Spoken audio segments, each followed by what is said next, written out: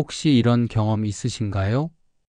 가족을 위해, 친구를 위해, 동료를 위해 정말 많은 것을 해줬는데 오히려 그 사람들과의 관계가 서먹해지거나 멀어지는 경험 말입니다. 심지어 내가 뭘 잘못했지? 라는 생각까지 드시죠. 더 이상한 건 선행을 많이 할수록 마음이 허전해지고 오히려 불운이 따라오는 것 같다는 느낌입니다. 분명 좋은 일을 했는데 왜 이럴까요? 오늘은 이 궁금증을 부처님의 지혜로 풀어보겠습니다. 사실 이 문제의 답은 우리가 생각하는 것보다 훨씬 깊은 곳에 숨어 있습니다. 우리는 살아가며 늘 누군가에게 잘하려 애씁니다. 가족에게, 친구에게, 직장 동료에게, 심지어 길에서 만난 낯선 이에게까지 더 많은 마음을 주면 그것이 곧 복이 되고 좋은 인연으로 돌아올 거라 믿습니다. 하지만 부처님은 놀라운 말씀을 하셨습니다. 지혜 없는 선행은 오히려 상처가 되고 심지어 쌓인 복마저 흩어지게 한다. 정말 충격적인 말씀이죠? 선한 일을 했는데 복이 흩어진다니요. 한 제자가 부처님께 물었습니다. 스승님, 저는 누구보다 사람들에게 잘해주려 노력합니다. 그런데 왜 제 삶은 점점 어려워지고 사람들은 저를 멀리할까요? 부처님은 조용히 대답하셨습니다. 내가 베푸는 것은 선행이 아니라 거래다. 마음 깊은 곳에서 보답을 기대하고 있기 때문이다. 바로 여기에 핵심이 있습니다. 왜 남에게 잘해줄수록 마음은 허전하고 복이 떠나는 걸까요? 그 이유는 단순히 선행의 문제가 아니라 그 안에 숨어있는 집착과 기대 때문입니다. 처음에는 정말 순수한 마음으로 시작합니다. 어머니가 자식을 위해 밤잠을 설쳐가며 도시락을 싸주고 아버지가 가족을 위해 몸을 혹사시키며 일하고 친구가 어려울 때 자신의 것까지 나누어 주죠. 그런데 시간이 지나면 마음 한구석에서 이런 생각들이 스멀스멀 올라옵니다. 내가 이렇게 했는데 왜 몰라주지? 이만큼 애썼는데 왜 보답이 없을까? 다른 사람들은 나만큼 하지도 않으면서 더 인정받네? 바로 그 순간부터 그 행위는 선행이 아니라 기대가 됩니다. 부처님은 말씀하셨습니다. 집착은 괴로움의 뿌리다.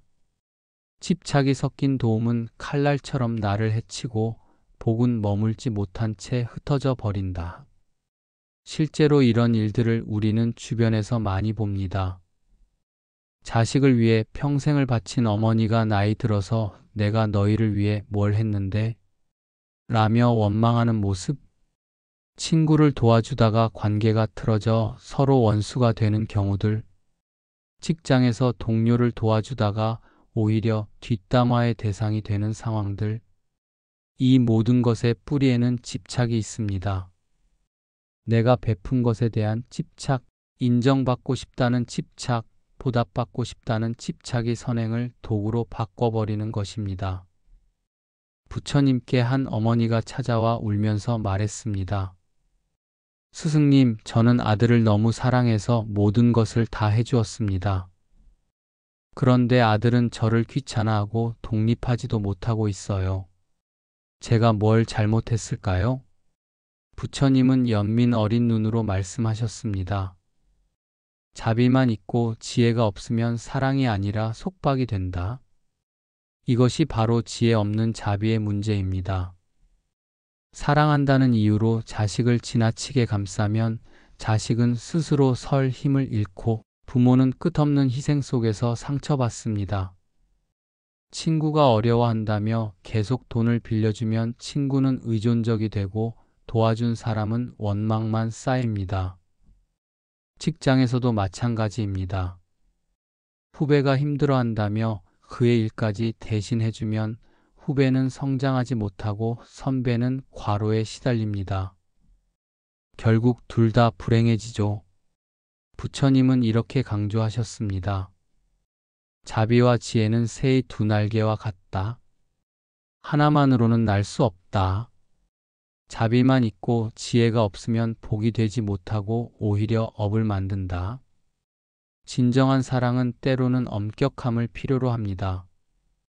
때로는 도와주지 않는 것이 진짜 도움이 되기도 하죠. 이것을 분별할 수 있는 지혜가 바로 자비를 완성시키는 것입니다. 어느 날 두 제자가 부처님께 물었습니다. 스승님, 저희는 사람들에게 많은 도움을 주었는데 왜 좋은 관계로 이어지지 않을까요?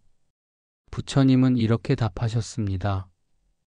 너희가 맺은 것은 선한 인연이 아니라 빚진 인연이다. 우리는 남에게 잘하면 당연히 좋은 인연이 될 거라 생각합니다. 그러나 부처님은 말씀하셨습니다. 모든 인연이 선한 인연은 아니라고. 조건과 기대가 섞이면 그 관계는 빚진 인연이 됩니다.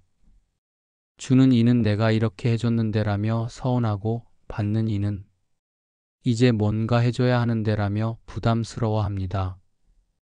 결국 원망과 갈등만 남게 되죠. 예를 들어 친구 결혼식에 축의금을 낼 때 나중에 내 결혼식 때 이만큼은 해줘야지라는 생각을 하면 그것은 선한 인연이 아니라 거래 관계가 됩니다. 회사에서 동료를 도와줄 때도 나중에 내가 힘들 때 도움을 받을 수 있겠지라는 계산이 깔려 있으면 그 도움은 순수하지 않습니다. 반대로 아무 기대 없이 그저 할 수 있어서 감사한 마음으로 베푼 인연은 맑은 강물처럼 흘러 서로를 살립니다.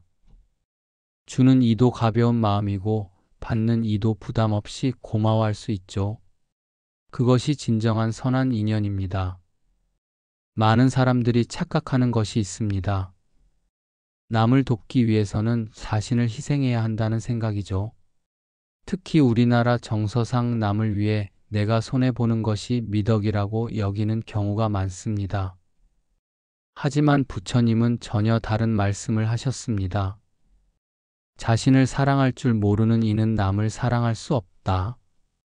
어느 날 한 수행자가 자신의 모든 것을 남에게 베푸느라 몸도 마음도 지쳐 있었습니다. 부처님은 그를 보고 이렇게 말씀하셨습니다. 내가 지금 하는 것은 자비가 아니라 자기 파괴다. 빈 그릇으로 어떻게 물을 나눠줄 수 있겠느냐? 정말 중요한 깨달음입니다. 몸과 마음이 무너진 채로 하는 선행은 겉은 아름다워도 속은 원망으로 가득 찹니다. 왜 나만 희생해야 하지? 왜 아무도 몰라주지 않지? 언제까지 내가 참아야 하나? 이런 생각이 싹 트면 그 선행은 더 이상 복이 아닙니다. 오히려 업이 되어 자신과 상대방 모두를 괴롭게 만듭니다.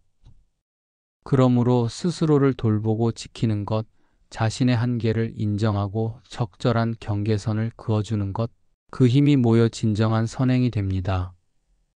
자기 자신이 건강하고 안정되어야 남을 진정으로 도울 수 있습니다. 이것을 이기심이라고 착각해서는 안 됩니다. 오히려 더 큰 자비를 위한 지혜로운 준비입니다. 부처님께서 말씀하신 또 다른 문제가 있습니다. 바로 선행 속에 숨어 있는 교만과 탐욕입니다. 남에게 잘하면서도 마음 깊은 곳에서는 이런 생각을 하죠. 나는 이렇게 착한 사람이야. 나만큼 베푸는 사람이 또 있을까? 내가 이렇게 했으니 뭔가 좋은 일이 생기겠지. 사람들이 나를 좋은 사람이라고 인정해 줄 거야. 부처님은 이런 마음을 정확히 꿰뚫어 보시고 말씀하셨습니다. 교만이 섞인 선행은 복이 되지 않고 업이 되고 탐욕이 스며든 자비는 덕이 되지 못한다. 실제로 SNS 시대인 지금 이런 함정에 빠지기가 더욱 쉬워졌습니다. 좋은 일을 하면 사진을 찍어 올리고 좋아요를 받고 싶어 하고 칭찬받고 인정받고 싶어 합니다. 물론 좋은 일을 알리는 것 자체가 나쁜 건 아닙니다. 하지만 그것이 주된 목적이 되어서는 안 되죠. 진정한 선행은 드러내려 애쓰지 않아도 저절로 향기처럼 퍼져나갑니다. 부처님은 이렇게 말씀하셨습니다. 마음이 청정한 자의 선행은 향기처럼 바람을 거슬러도 퍼져나간다.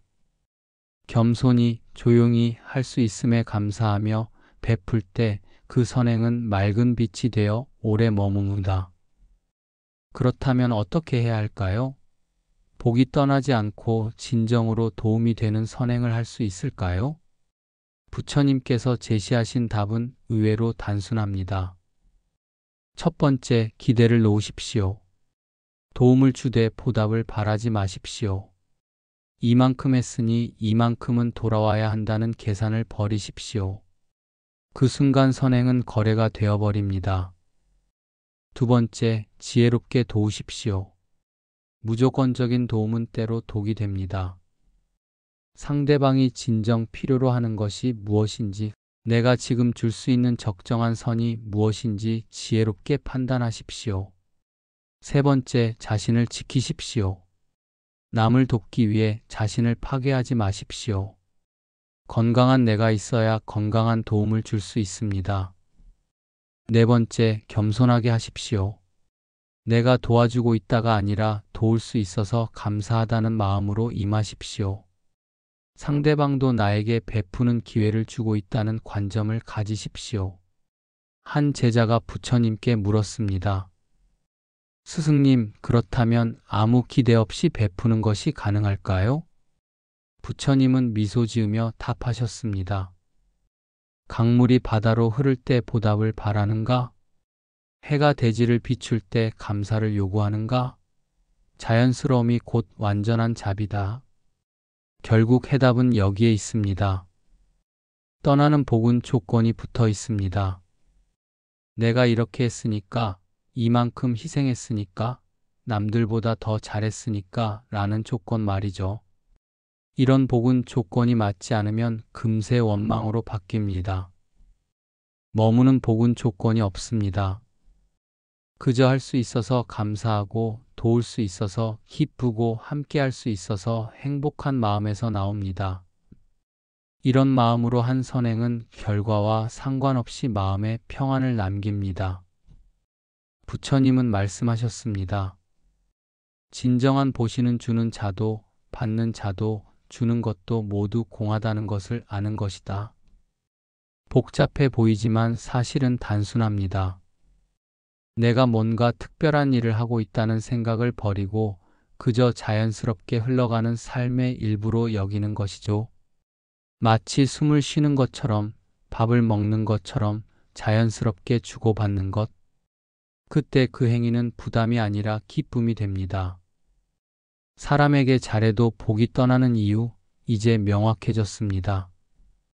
집착과 기대, 교만과 탐욕이 섞여 있기 때문입니다. 지혜 없는 자비로 상대방을 망치고 자신을 소모시키기 때문입니다. 그러나 지혜로운 자비는 다릅니다. 복을 흩어지게 하지 않고 오히려 더 깊게 머물게 합니다. 주는 사람도 받는 사람도 모두 행복하게 만듭니다. 오늘부터 이렇게 실천해 보시기 바랍니다. 도움을 주되 집착하지 마십시오. 내가 한 일에 대한 소유욕을 버리십시오. 베풀되 기대하지 마십시오. 보답은 덤으로 생각하고 없어도 서운해하지 마십시오. 자비롭되 지혜롭게 하십시오. 무조건적인 도움보다는 상대방에게 진정 필요한 것이 무엇인지 먼저 생각하십시오. 겸손하게 조용히 하십시오. 드러내려 애쓰지 말고 알리려 노력하지 마십시오. 자신도 사랑하십시오. 남을 위한 희생이 자기 파괴가 되어서는 안 됩니다. 부처님의 마지막 가르침을 기억하십시오. 자비가 지혜와 만날 때 그 빛은 온 세상을 환하게 비춘다. 여러분의 선한 마음이 지혜와 만나 진정한 복이 되고 세상을 밝히는 등불이 되기를 간절히 바랍니다. 그리고 그 복이 여러분 곁에 오래오래 머물기를 기원합니다. 지금 이 순간부터 기대 없는 친절, 교만 없는 베풀물 시작해 보십시오. 그것이 떠나지 않는 진정한 복을 만드는 길입니다. 오늘 영상이 여러분의 삶에 작은 변화라도 가져다 드렸다면 구독과 좋아요로 응원해주세요. 그리고 주변의 소중한 분들과도 이 지혜를 나눠주시길 바랍니다. 댓글로 여러분의 경험이나 생각도 들려주세요. 함께 나누고 성장할 수 있는 소중한 공간이 되었으면 합니다. 구독, 알림 설정해 두시면 놓치지 않고 보실 수 있어요. 감사합니다. 늘 평안하세요.